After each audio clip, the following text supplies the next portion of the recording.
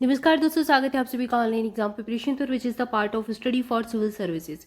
दोस्तों यहाँ पर हम यूपी का करंट अफेयर देख रहे हैं जिसको हम मंथ वाइज लेकर चल रहे हैं। तो हमने दिसंबर 2023 का और इसके बाद हमने नवंबर 2023 का करंट अफेयर कंप्लीट कर लिया है।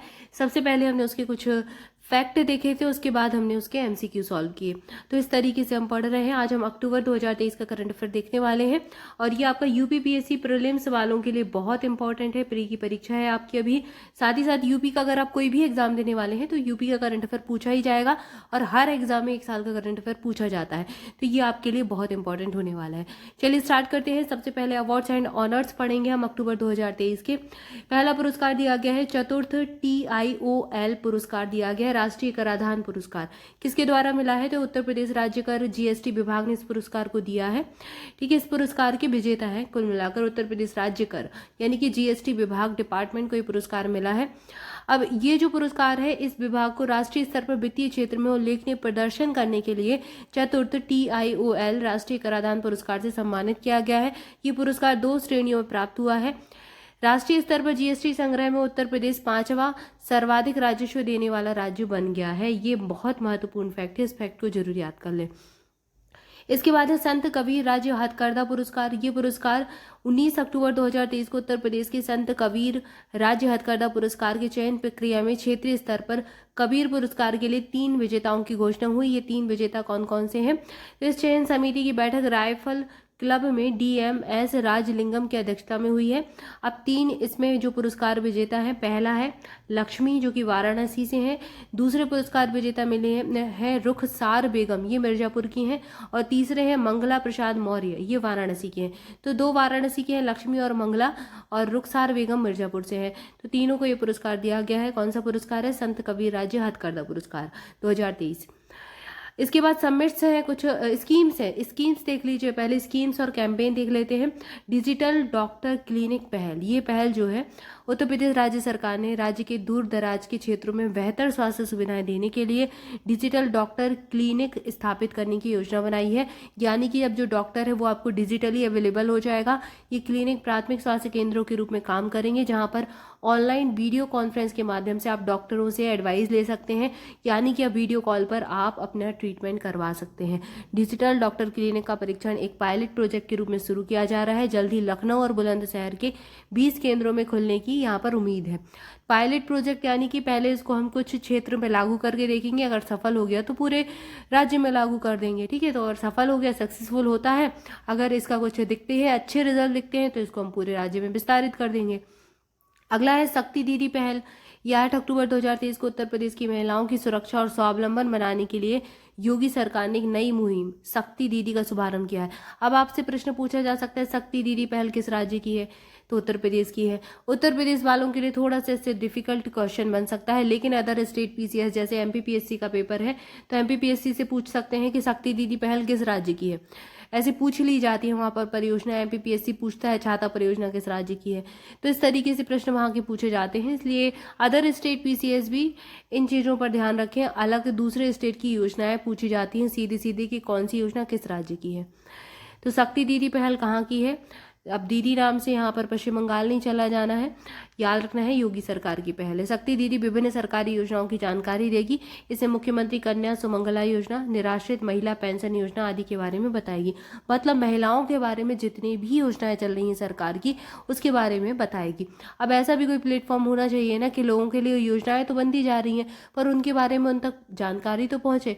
अभी तक जैसे कि डिजिटल इंडिया भी चल रहा है, हर किसी के पास मोबाइल है, इंटरनेट है, पर ग्रामीण क्षेत्र की कुछ स्थान ऐसे भी होते हैं जहाँ पर हर किसी को नॉलेज नहीं होती, क्योंकि बहुत सारे लोग तो पढ़ना लिखना नहीं जानते हैं।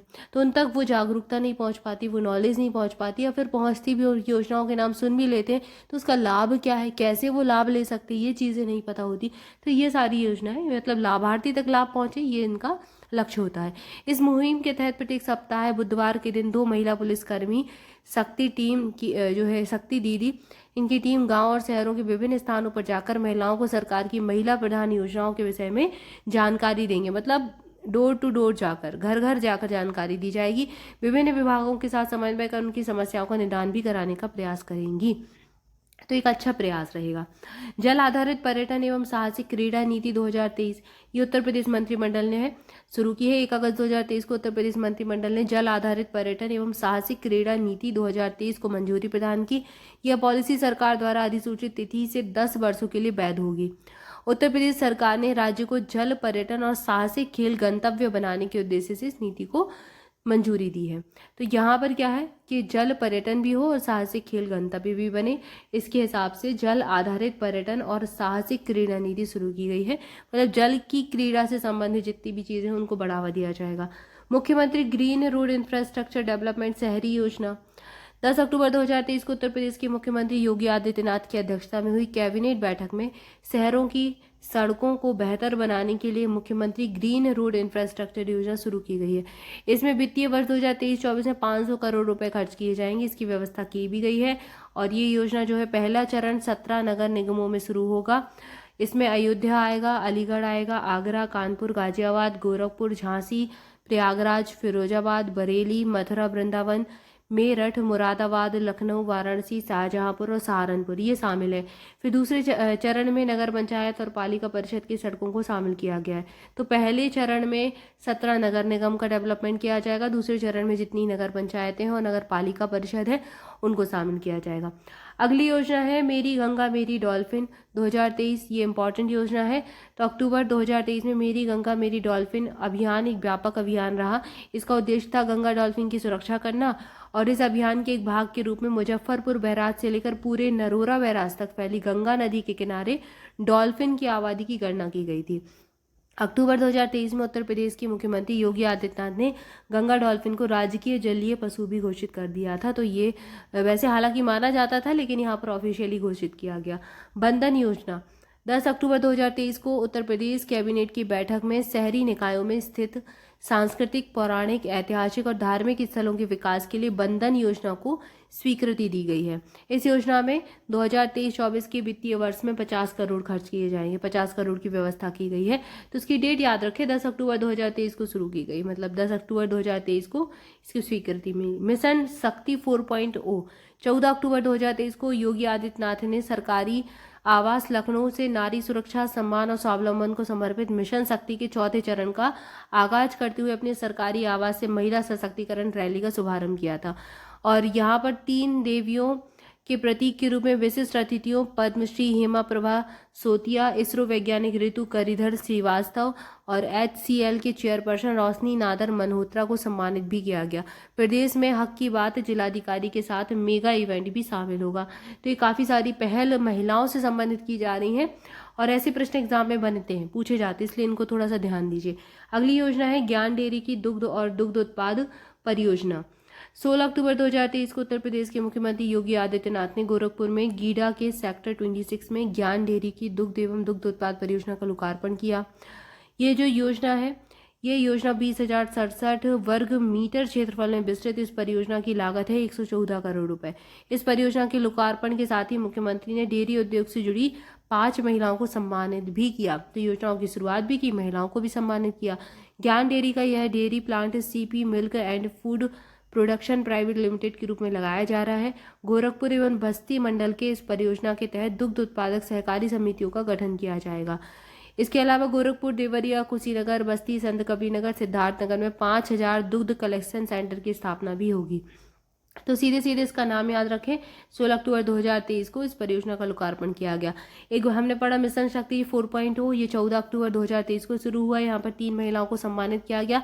इन 3 महिलाओं के नाम याद रखना है। 3 देवियों के प्रतीक दिया गया है इनको। एक थी प्रभा सोतिया, पद्मश्री पुरस्कार से सम्मानित रही हैं ये हेमा प्रभा सोतिया, दूसरी इसरो की वैज्ञानिक ऋतु करिधर और तीसरे HCL की रोशनी नादर। ठीक है। इसके बाद बंधन योजना 10 अक्टूबर 2023 को शुरू हुई। मेरी गंगा मेरी डॉल्फिन योजना, ये अक्टूबर 2023 में इसको व्यापक पहल के रूप में शुरू किया गया था। और यहाँ पर क्या हुआ, गंगा डॉल्फिन को राजकीय जलीय पशु भी घोषित किया गया।